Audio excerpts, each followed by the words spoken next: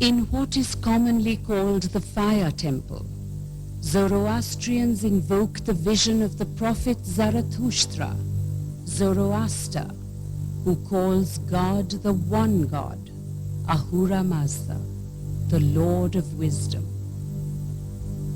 To Zoroastrians, the flame is sacred because it is symbolic of the spirit of truth, illumined by the light of wisdom, which is inward, the light which illuminates the mind. More than 3,000 years ago, Zarathustra spoke of a monotheism which crystallized the relationship between the spiritual and the worldly existence of mankind. It is perhaps relevant to consider the beliefs of earlier centuries to appreciate the radical nature of Zarathustra's philosophy. Long before the coming of Zarathustra, indeed since primitive times, all natural phenomena were attributed to supernatural forces.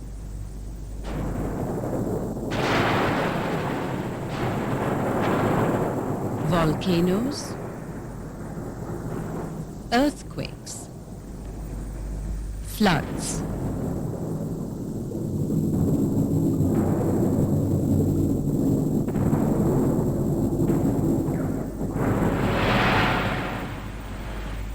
calamity and bounty were both forces to be worshipped. For instance, in India, Bhumata, Mother Earth, has long been held in awe and reverence. Gratitude too, for Mother Earth is generous and provides for man's sustenance.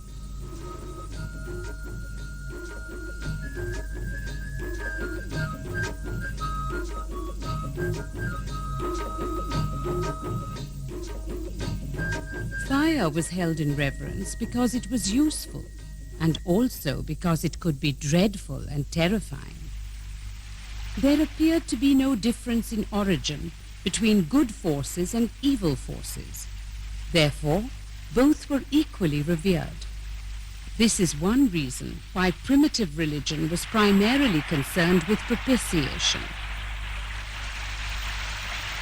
The cult of the shaman, or witch doctor, is far from obsolete. There was human sacrifice and the sacrifice of animals, rituals which still persist in some parts of the world. In time, out of this primitive form of religion emerged ancient organized religion. This development meant, in essence, the separation of the natural from the supernatural. The distinction between the spiritual and the temporal world is manifest. For instance, some Buddhist sects believe in good spirits and evil spirits, who are perpetually in conflict, so that there are gods who are good and demons who are evil. This personification of supernatural forces is to be found in the Hindu pantheon and the Greek pantheon. For instance, the god of rain, Indra, or the god of fire, Vulcan. The gods, although they are immortal, have human traits. They are both good and malevolent, so they must be worshipped and propitiated by gifts and offerings to keep them benevolent.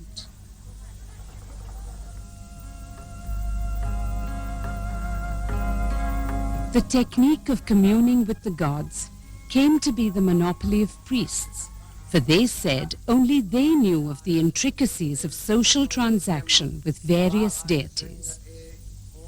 As religious consciousness develops further, there is a realization that neither the world nor human life in it can be comprehended in material terms alone.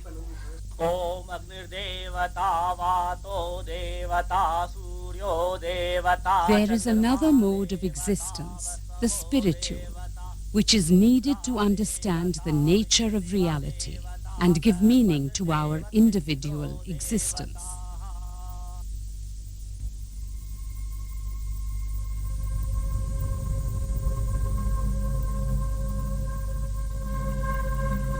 This was the vision of Zarathustra, commonly called Zoroaster in Greek and other languages.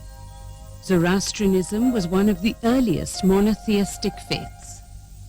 It provides us with a comprehensive view of life and of the unity of one God and all of creation. To convey this totality, Zarathustra composed a number of poetic hymns called the Gathas, which contain a well-formed theology. The Gathas were originally recited by Zarathustra in the ancient Avasthan language. The Gathas were handed down in an oral tradition for many centuries. They were written down in the Pahlavi in about the 4th century AD. Subsequently, the Gathas were transcribed from the Pahlavi script into the Avasthan script in the 6th century AD, the script we know today. In all, there are 238 verses. In the opening verse, the prophet anticipates the revelation, which will bring joy to creation. Ayya yasa nemanga, ushtana zastora fedraya, mainyeush mazao pauruim, spentaya ashavis peng shautana, wangeush kratum manango, yashne vishageusha urvanem. With outstretched hands I pray to thee, O invisible, benevolent Spirit.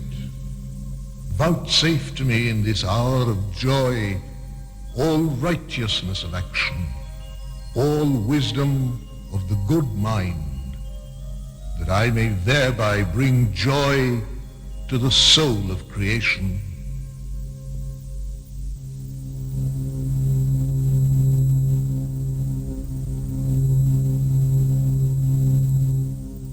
Armato ishna spento, vochisti yugda ishotna, Daina Hashem spenvat, vo kshatrem manangao, mazdao dadatauro, tem vanguhim yasa ashim. The man of devotion is beneficent to all. He is beneficent because of his wisdom, because of his realization of truth, because of the goodness in his thoughts, in his words, in his deeds. Unto him Ahura Mazda shall grant the kingdom of the good mind. And verily this blessing I too long for.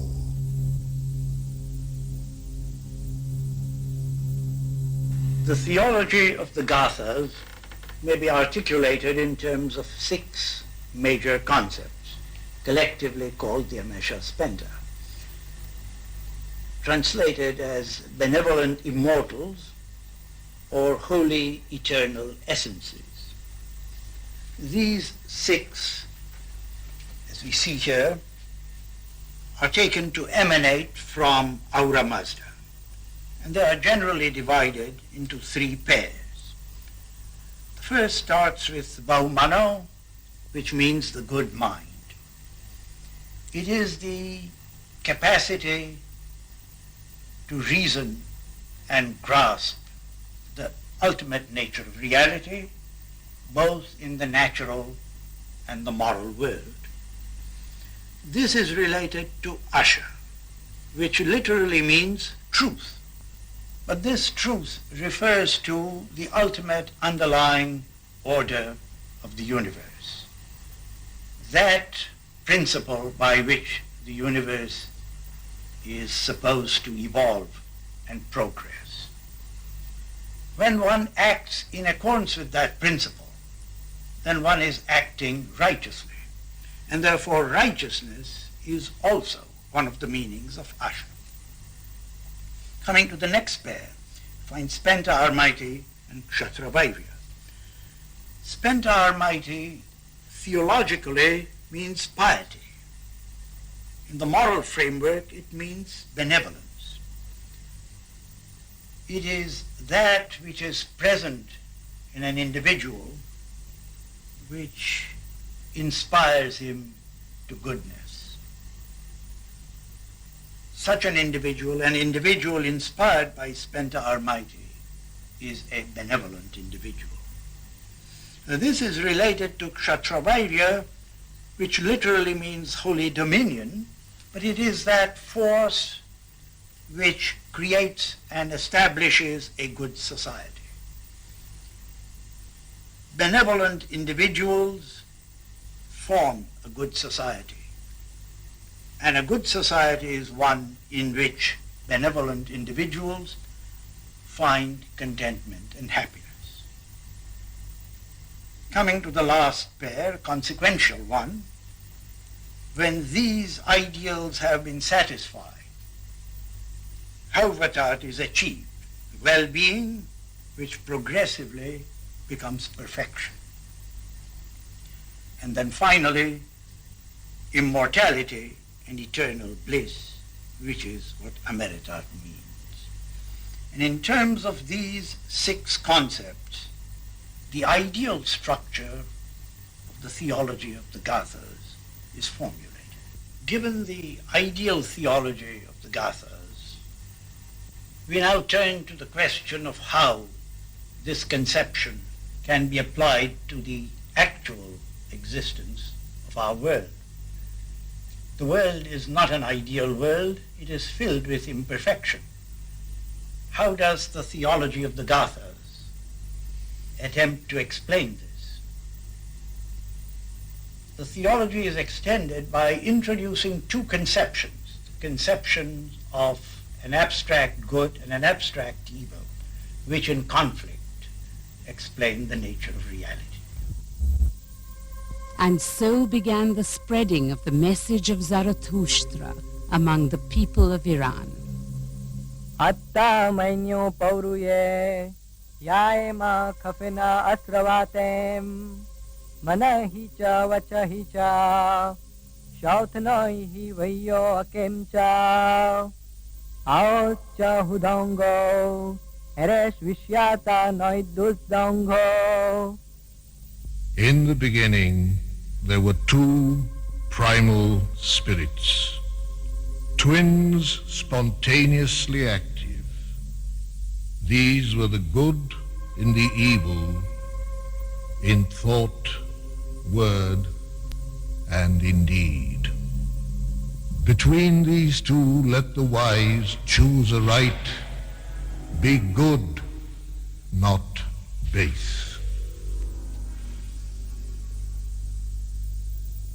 When Zarathustra spoke about good and evil, he was not speaking of 2 deities or divinities. The term he used were the 2 minus, a difficult term to translate, but it could be better interpreted as 2 mentalities or spiritual attitudes. The good one is Pentaminyu, so named in the Gathas, and the opposite is Angreminyu, a term which Zarathustra does not use in the Gathas, but which was brought in very soon after the advent of the prophet. Now, Spentaminyu is the all-pervading spirit of goodness. It is identified by that spirit which attempts to promote and fulfill Asha. The evil spirit does the opposite. It attempts to frustrate Asha, and thus the 2 spirits are in eternal conflict. The purpose of Zarathustra's philosophy is to inspire humanity and all of nature to move with Spentaminyu and thus bring forth the spirit of goodness throughout creation. Evil would then be destroyed by the simple fact that evil, when recognized as evil, is not chosen. And when it is not chosen, it gradually ceases to exist.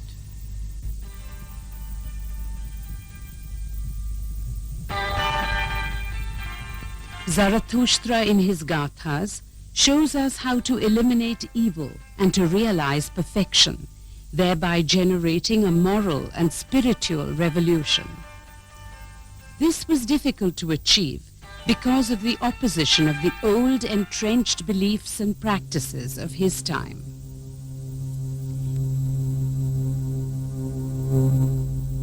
In despair, Zarathustra cries out to God, Kam nemo izam, kutra nemo eni, pairi khete ush airya manascha dadaiti, noit maksh naush ya verezena hecha, ne dadakye ush yoi sastaro dregvanto, katha tva mazdash noshai ahura.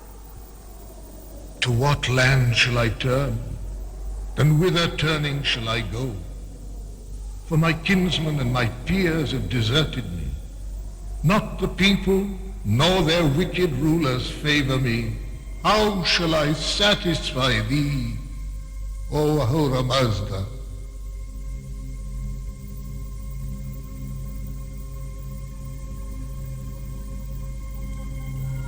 It is evident that Zarathustra was a man haunted by a vision which pursued him throughout his life, and his poetry is not only an autobiography of an idea, it is the self-portrait of a prophet. It is remarkable that the power of his conviction prevailed over considerable opposition and has stood the test of time even to this day.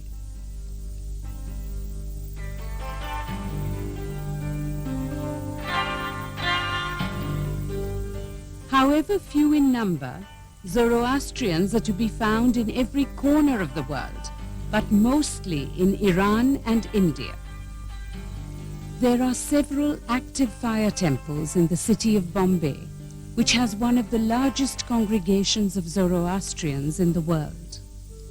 In India, Zoroastrians are known as Parsis, after the province of Parsa in Persia, whence they originally migrated to India. They landed on the west coast, and so we find fire temples and Parsis in small towns and in the rural areas of Gujarat.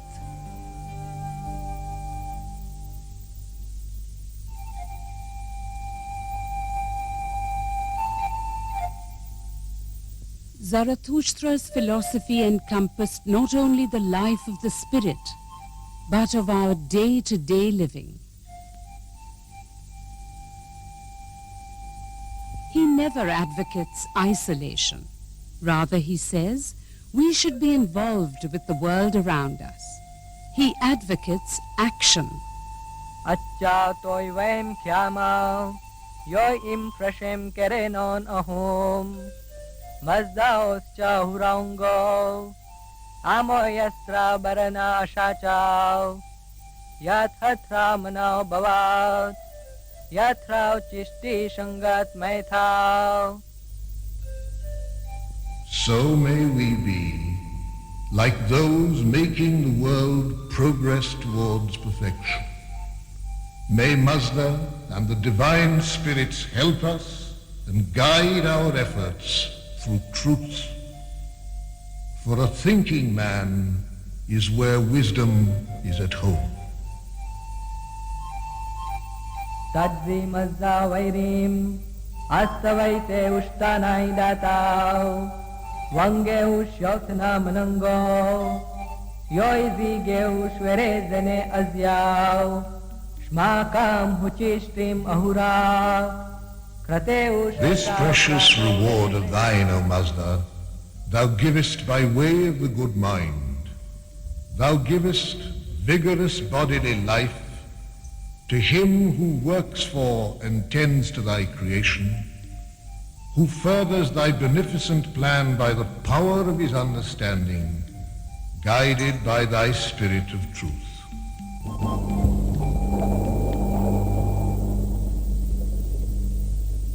If the world is to be saved, this can only happen if man responds to the needs and sufferings of his fellow men in accordance with the principles which emanate from Ahura Mazda. This, in essence, is the message of Zarathustra. Ushta mai ushta kamai chit vasekshaya smazau dayat ohro utayuiti tevishim gattoi vasemi Hashem deredyai tatmoi dao armete rayo ashish vangeush gaem manango. Happiness be the lot of him who works for the happiness of others. Let the Lord grant him health and endurance for the effort to uphold truth. I beseech these very gifts from thee. Mayest thou, through Almighty, the spirit of devotion, bless me with the perfection of a life guided by the good mind. What more can a dying man or woman do in consonance with Zarathustra's teachings than to give the natural gift of sight to a deprived person? A person who will see the wonder of Ahura Mazda's creation for the first time. The first glimmer and perception of light.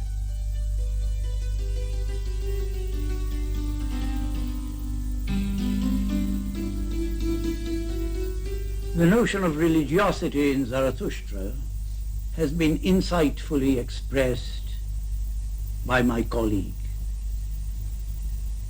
The extraordinary contribution of Zarathustra is the profound realization that man can both serve and honor God more meaningfully in the enactment of the lordly principles of truth and good thinking among his fellow men than in the awesome reverence founded upon fear and dread.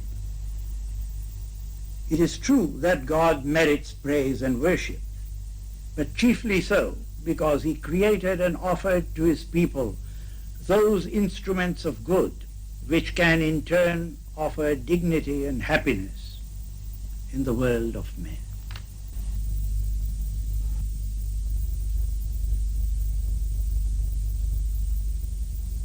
As written in Gujarati, Humata, Hukata, Huvarashta, good thoughts, good words, and good deeds are Zarathustra's guiding principles for a good way of life. Among Zoroastrians, the Navjot ceremony, the initiation thread ceremony, is of particular importance. A child is being asked to commit herself to good thoughts, good words, and good deeds, and above all, in everyday living, to the words of Zarathustra. Happiness unto him who brings happiness unto others.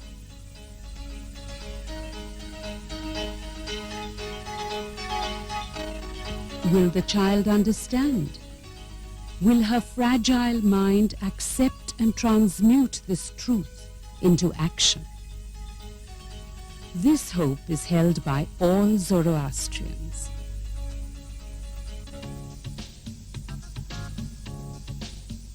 There is a growing number of people, especially among the young, who are questioning the emphasis on materialism in contemporary life. Sensitive young people are disillusioned by the rat race of modern society and the ambition to attain more and more wealth and luxury. There seems to be a lack of purpose, of meaning in life, and they are in search of more humanistic values, a more coherent worldview. They no longer want to live in a spiritual wasteland. It was the same in the time of Zarathustra. His was the lone voice in a spiritual wilderness. He was cursed and abused, and his words were distorted. Considering such a history, it is amazing that so much of his poetry has survived in an uncorrupted form, for instance, in the Iran of today. Tatva peresa vereshmoy vocha ahura katha ange ushvahistaya paurvim Kathe suidiae paitishat. Vozi yashas pento erectem vispoibio. Haro menu ahumbish urvato mazdao. This I ask thee, tell me truly, O Ahura, what is the source of the best existence? How shall those who seek it receive the blessed recompense? Surely such a holy one, through righteousness, is a healer of existence, beneficent to all, a genuine friend, O Mazda. Perhaps it was in these very words that Zarathustra spoke to his ruler, King Vistasp. Vistasp was the first king to respond to the idea of the unity of Ahura Mazda's creation, and Zoroastrianism began to spread among the people. In the 5th century before Christ, in the time of the Emperor Darius, Zoroastrianism became the accepted religion of the great Persian Empire, which extended from the Mediterranean in the west to the Indus in the east. In the magnificent city of Persepolis in Iran, Darius left behind stone inscriptions echoing the voice of Zarathustra.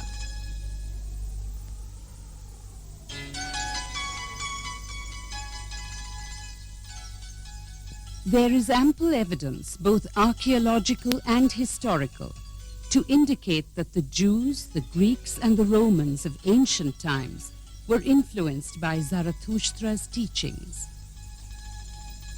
In the last 100 years, Indo-Aryan studies have indicated that there was considerable interaction between the early civilizations of India and Iran. Indeed, in some instances, the Vedas are very similar in form and style of recitation to the Gathas of Zarathustra.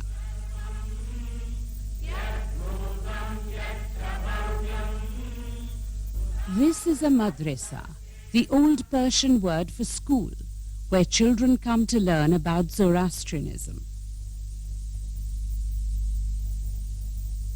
At pravakshyanu gushodumnu srautav. Yecha asnat yecha durat ishathav. Noim vispa chitrezi mazzangodum. Hearken unto me, O ye who come from near and from afar. Listen to me as I speak forth now. Ponder over these teachings with care and clear thought. Tatva peresa vereshmoi vocha ahura. Kasnau dereta zamcha adena baoscha.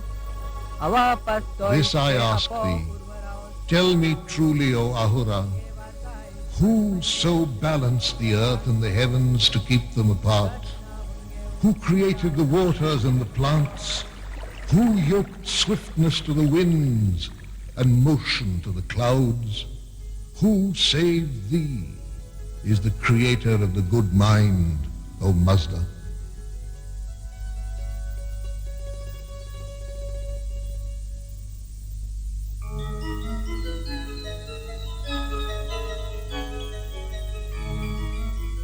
In the teachings of Zarathustra as expressed in the Gathas, there is always emphasis on the ethical or moral aspect of existence, and he sees the good in all of life. Even trees and plants have life, and they must be loved and cared for. There is divinity in every atom of the universe. All living things are interdependent, and any disturbance of the ecological balance in our world is a lapse from the perfect creation of Ahura Mazda. In Zoroastrian ethics, natural law is characterized as the principle according to which all things come to their full realization. It brings satisfaction to all living beings, happiness to human beings, and harmony to social existence. As Zarathustra said to his own daughter on the occasion of her marriage, Sakheni vasyam nabyo kainibyo mromi Shmai byacha vademno menchai mazazdom Vaidodum dainabish abhyaschav Ahum ye vange ushmanango Ashave anyo ainim Vivangatu tadzi hoy hushenem angat. These words do I address to you, maidens who are being married. These counsels do I give to you. Keep them in your mind and lay them to heart. Let each cherish the other with righteousness. Then surely the reward of a happy life shall be yours.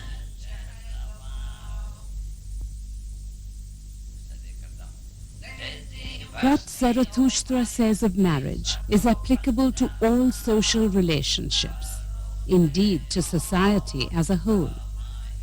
Achave misde mangat ahiyav magayav Yavat azu zardishto bunoy thaktayav Paracha mrauchas aurachav Yatra mainyos dregvato anasat parav Ivi zayatha mageosh Tematve vayo anghaiti apemem vacho.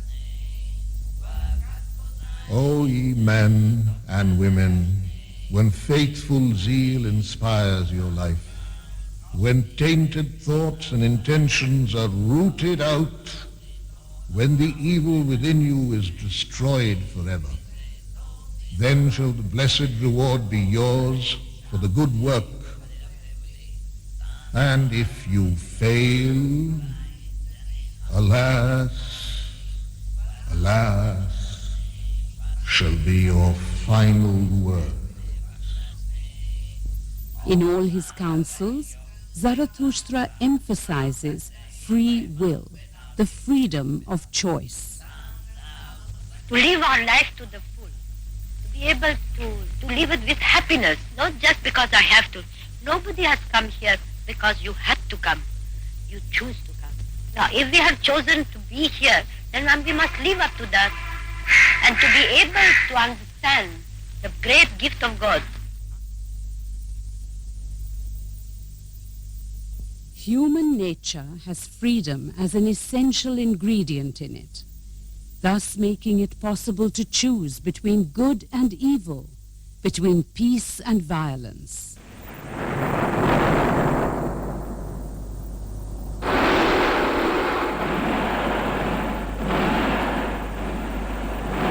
Violence and evil characterized by intolerance and inhumanity. An outstanding example of evil in the 20th century is Adolf Hitler.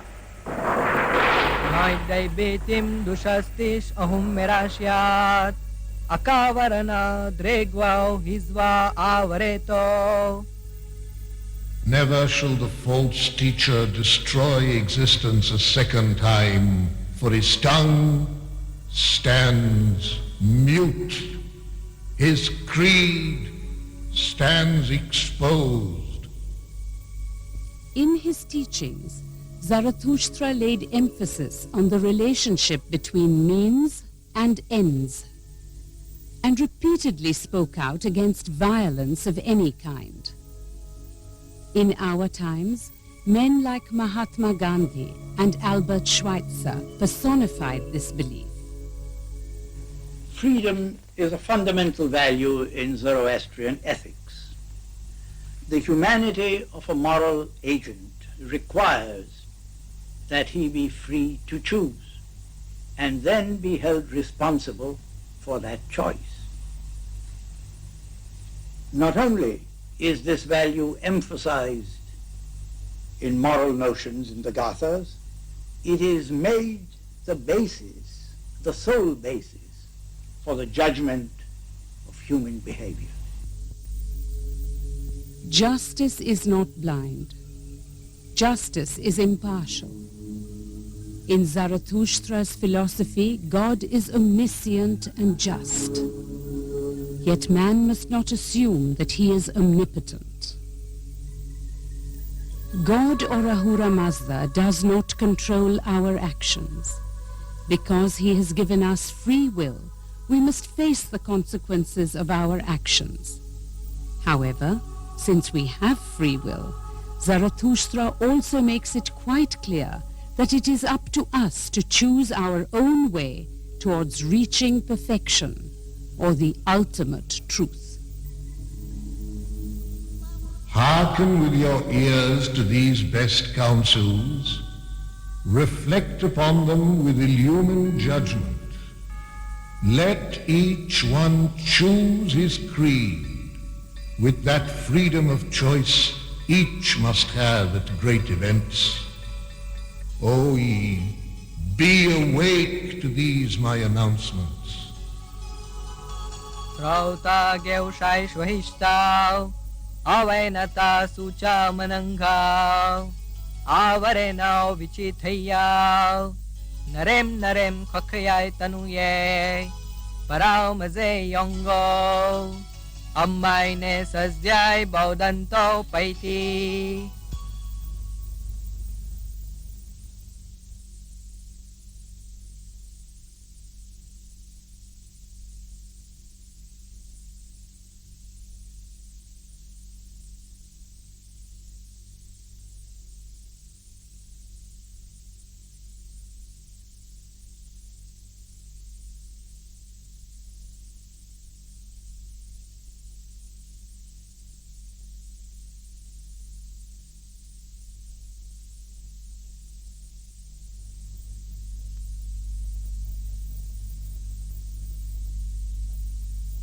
In what Zarathustra calls the last turning of life, did this man remember to be kind rather than angry, smiling rather than hateful, modest in the face of achievement? Did he help creation to nurture itself? This is how he will be remembered.